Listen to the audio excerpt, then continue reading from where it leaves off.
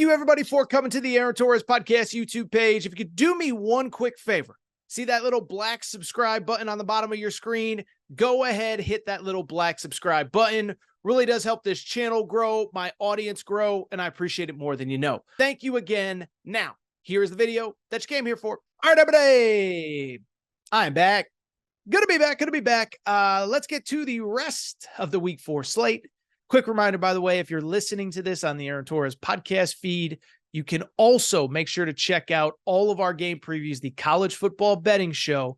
That's available on Apple, Spotify, Amazon Music, etc. every Thursday. And oh, by the way, also, we have our own YouTube channel where we not only post shows, but we post individual games.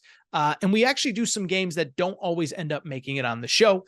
So make sure to follow on the YouTube channel as well. Let's keep it going. Let's go down to Tuscaloosa, Alabama, where we have a top 20 matchup between Ole Miss and Alabama. Alabama is at home. They are a 7-point favorite, over-under set at 55.5.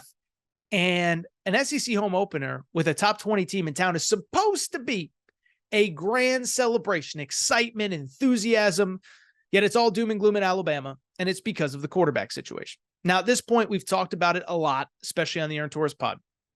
I'm not going to go through everything again. But it's worth noting, listen, we know how it went down.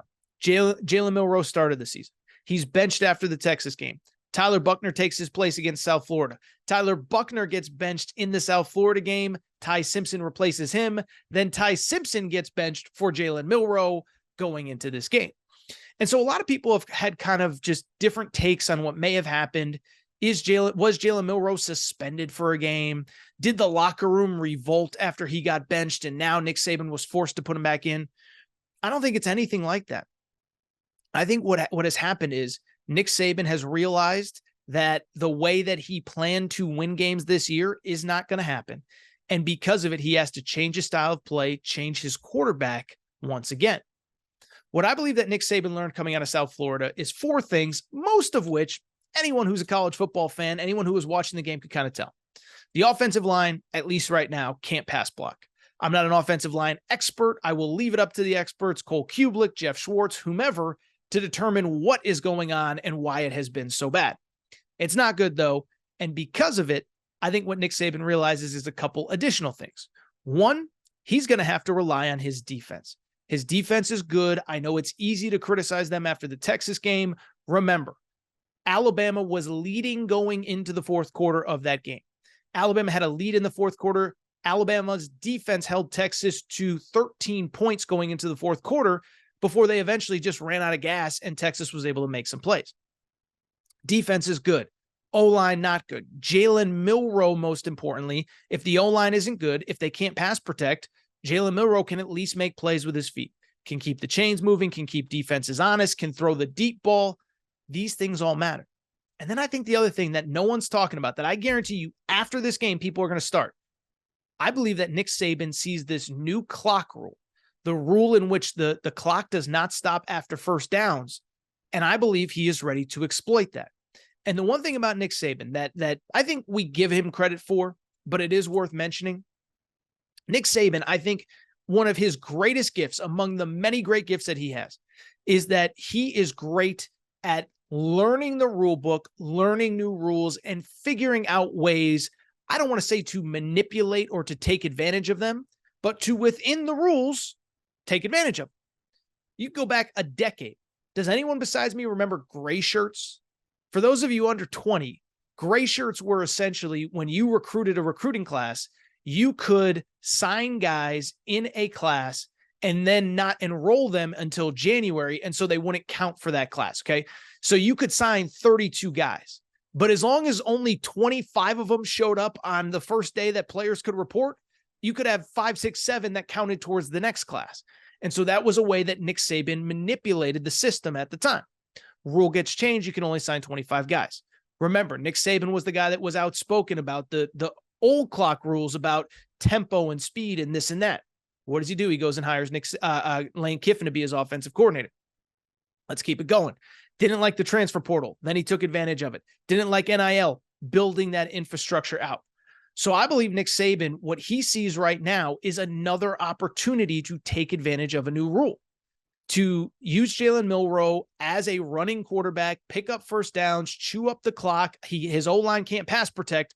This is how he has to win games. Now, from the Ole Miss perspective, this game will be fascinating because Ole Miss is one of those teams, they look great on paper. You look at the stats and the numbers and the this and that, you say, oh my goodness, they're coming to Tuscaloosa to win this game.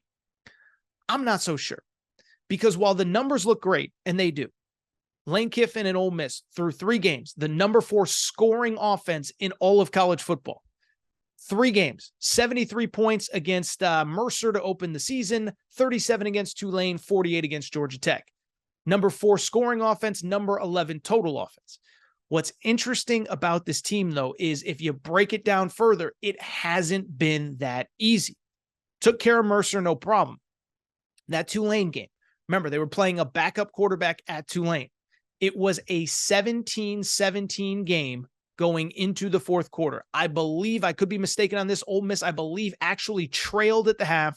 It was 17-17 going into the fourth quarter. They end up pulling away at Tulane.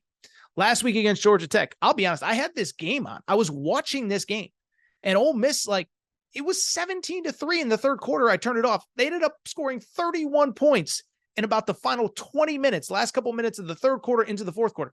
So this isn't a team that is just blowing people out. I think this is a team that they're actually relying on their defense. Their offense hasn't been great. And because of it, I do think they'll be tested against this Alabama defense that's pretty good. And so when I look at this game, I don't think it's high scoring, and I don't think Alabama is at a disadvantage. Now, it's going to look different than it did even 2 weeks ago when Jalen Milroe started against Texas. I think Nick Saban's going to take the air out of the ball. I think they're going to run the ball. I think they're going to rely on that defense. And I think they're going to wait for Ole Miss to make mistakes, something they have traditionally done when they've gone to Tuscaloosa. Lane Kiffin, remember, went for 1 million fourth downs a few years ago in what ended up being a blowout loss. And so I think the same thing happens here. I think it's close. I think it's low scoring. I think Alabama wins, but my best bet for this game is actually the under. The under is 55.5. And I think this is super low scoring. I think Alabama wins somewhere in the neighborhood of 21-14, 21-17, chew up the clock, take advantage of the rules. I like the under, and I like an Alabama win straight up. Won't be touching the spread, though.